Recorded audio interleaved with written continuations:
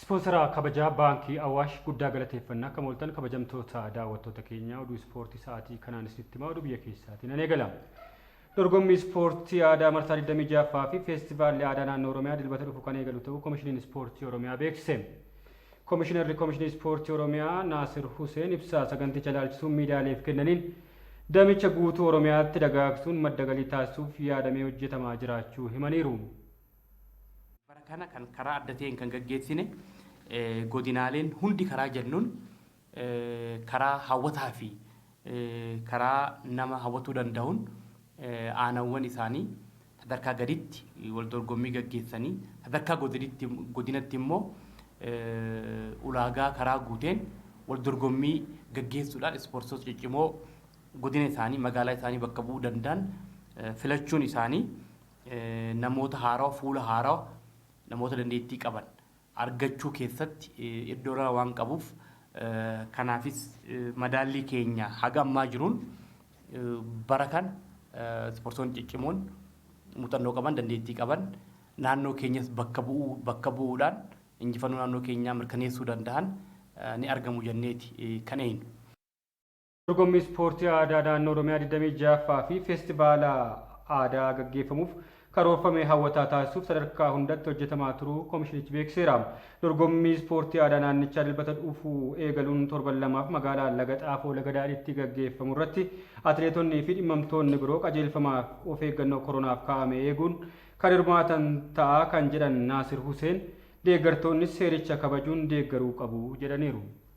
Dhibee koovidii wajjin wal qabatee pirootokooliin koovidiidhaa ittisa dhibee kanaa irraa of eeguudhaan dorgommii taasisnu pirootokooliin akka biyyattis akka naannoottis fudhannee hojiirra oolchaati kan jirru. Dorgommiin keenya kunis pirootokoolaa kana kan eeggatee fi haala kanaan kan deemudha. Deeggartoonnis yommuu argaman akkasumattis ispoortonni keenyas pirootokoolii ittisa koovidii dhibee kanaa hordofuudhaan naamusaan kana kabajuudhaan dhukkubicha akka hin babal'annee fi kanaanis namni akka hin faalamne gochuu qabu. Utis kana jiddu galeessa godhanneeti dorgommii keenya kan gaggeessinu.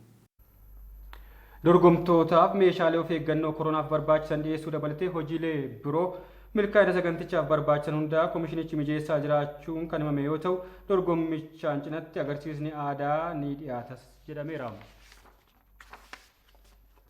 Pirimeer Liigii Itoophiyaa torbee kurnaffaan Jimmaa Abbaa Jifaarii fi Bahar Daar qabxii qooddatan sabbataan ammoo Adaamaa injifateera. Kilabni Jimmaa Abbaa Jifaar isteediyeemii Jimmaa irratti Bahar Daar waliin morkiin gaggeesse 2 qixaan yoo xumuramu Jimmaa Abbaa Jifaariif Tamaskeen Darrasee galchii lakkoofsiseera. Galchii Bahar Daar ammoo Fitsum Alamuu fi Miniiluu Biraanuutu lakkoofse. Taphni waaree boodaa Adaamaa fi Sabbataa gidduutti gaggeeffame immoo injifannoo magaalaa Sabbataa 1-0 xumurameera.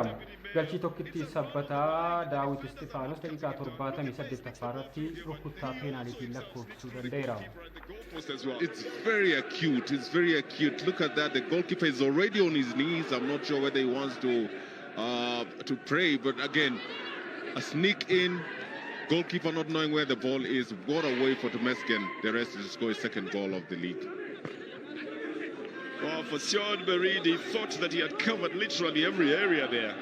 But the one that he had forgotten about is the one that gets... Premier League England torbee 22ffaa Liverpool yoomamu Manchester Cityin dursummaa isaa cimsateera.